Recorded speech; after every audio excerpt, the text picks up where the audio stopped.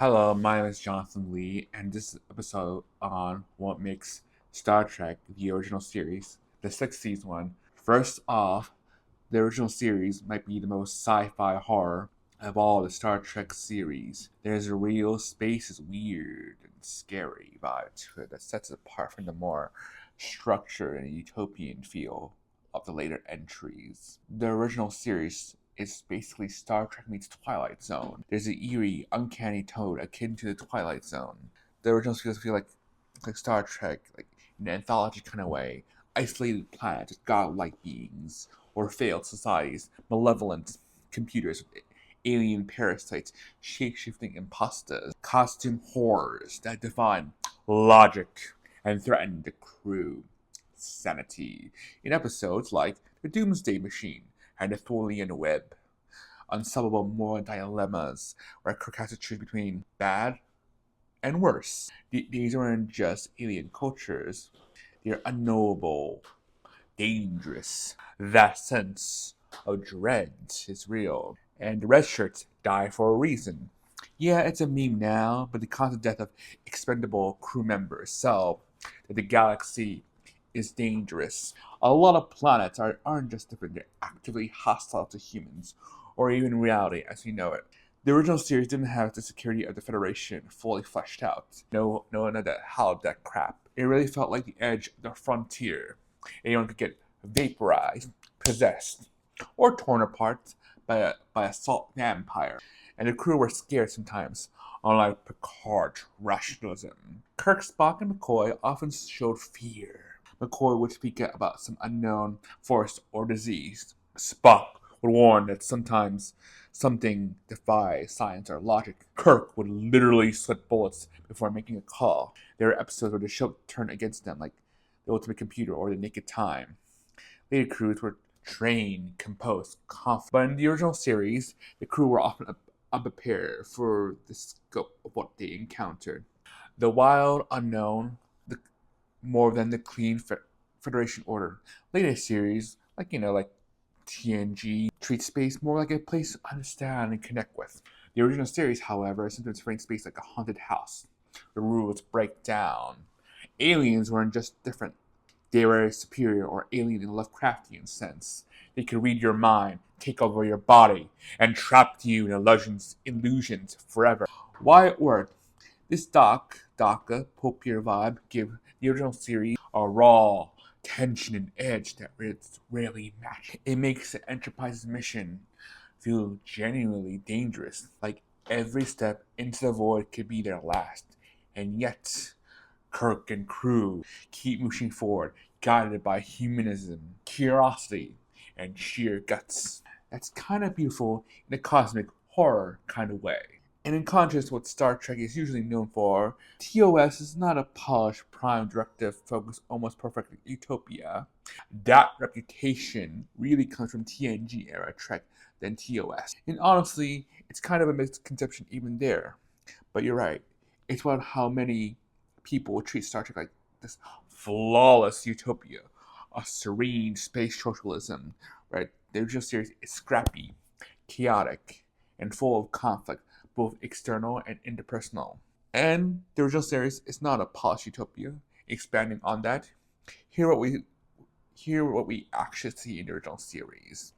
Kirk argues with McCoy constantly, and McCoy argues with Spock even more. It's not a SS utopia of serene space socialism, where TOS is scrappy, chaotic. Spock's focusism gets under everyone's skin, even though he's usually right. Scotty blows up Kirk once the crew has breakdowns, get possessed, hallucinate, panic, and deserts. There are rogue admirals, Starfleet's gone mad, hostile bureaucracy, and even bigotry within. See the episode The Balance of Terror, where Lieutenant Styles has anti-Vulcan prejudice against Mr. Spock because of the Romulan threat they're fighting against. They're cracks in the system. People don't always trust each other. Starfleet isn't perfect. It feels like real people trying to uphold ideals, not a utopia of flawless post-scarcity philosophers. Conflict was the heart of the main trio. Kirk, action, heart, instinct, Spock, logic, discipline, detachment, McCoy, emotion, morality, and humanity. It's always clashing, but in that friction, that's the Enterprise thrives. The original series thrive on interpersonal conflict. Later series sometimes act like it's a bug. However, the original series treated it like a feature. Roddenberry's no conflict rule came later. A big reason for misconception is that when Roddenberry was building The Next Generation, he imposed the infamous no interpersonal conflict among the crew rule. Writers like Ron Moore hated that restriction because it made characters feel stiff and unrealistic. But in the original series, Roddenberry hadn't gone full utopia yet. There's idealism, sure. The Federation was a goal, not a perfected state. But the show was still gritty, passionate, often messy. People remember the speeches and the values, but people forget that the original series is full of emotion and dysfunction, skeptical of unchecked power, and totally down for a fist fight with a godlike alien if it gets in humanity's way. It's less pristine utopia and more wagon train to stars. There are lots of philosophical arguments and occasional moral horror. And for its time, the original series was not a cheap production. That's one of the biggest myths that needs busting. The original series was not a cheap show for its time. People love to dunk on the papier-mâché rocks and leather suits, but in the 1960s, Trek was actually one of the best-looking, most expensive genre shows on American television ever. Produced by Deslo Studios, Lucille Ball Studios, the queen of TV production, took a big risk, and Star Trek was one of them. Deslo put serious money into making the original series work. Ball famously stood by the project when others thought it was too weird and expensive. And the original series had color broadcasts when color TV was still a luxury, where most of the television in America was still black and white. And he used bold lighting and vivid sets to take advantage of that. Higher production value for its era.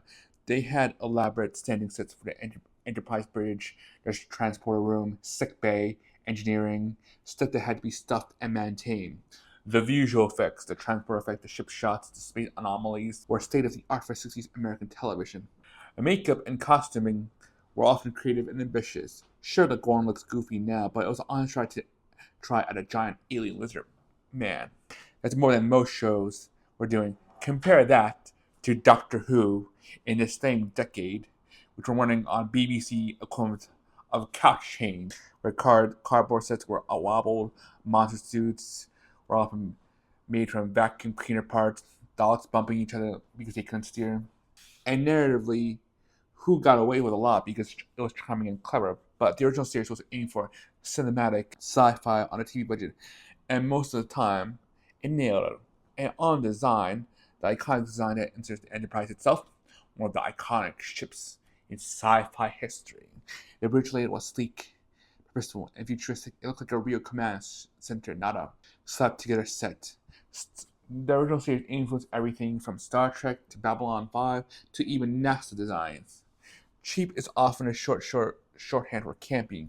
A lot of the people confuse campy acting or dialogue, theatrical blocking, and 60s sci-fi tropes with the idea of cheapness, but those were stylistic elements of the era, not flaws in production. And considering the amount of philosophical and moral storytelling that he pulled off alongside those visual effects, the original series punched above its weight.